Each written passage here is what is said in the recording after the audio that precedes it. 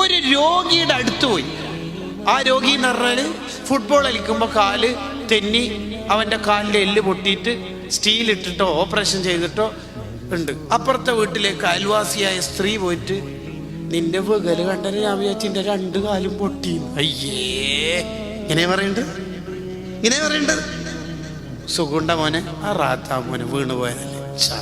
അങ്ങനെയാണ് കുട്ടികളോട് പറയേണ്ടത്. ഇതാണ് ഇസ്ലാം. രോഗിക്ക് പ്രയാസമുള്ള ഒന്നും പറയരുത് എന്ന് ഇസ്ലാമിലില്ലേ? രോഗിയോട് പാലിക്കേണ്ട കുറെ മര്യാദകളിൽ ഇസ്ലാം പറയണത് എന്താ? രോഗിയുടെ അടുത്ത് കുറച്ച് സമയം ഇരിക്കാൻ പറ്റും. കുറേ സമയം ഇരിക്കൽ സുന്നത്താണ്. ആർക്ക്? രോഗിക്ക് നമ്മൾ ഇരുന്നാൽ ആശ്വാസമാവുമെങ്കിൽ കുറച്ചധികം സമയം ഇരിക്കാം. 2, രോഗിയുടെ അടുത്ത് പോയിട്ട് ഒന്നും തിന്നരുത്. ചില ആൾ 1 കിലോ മുന്തിരി വാങ്ങിയിട്ട് അവിടെ പോയിട്ട് 3/4 കിലോ തിന്നിട്ട് 1/4 കിലോ അയാൾക്ക് ബാക്കി വെച്ചിട്ട് വരുന്നതാണ്.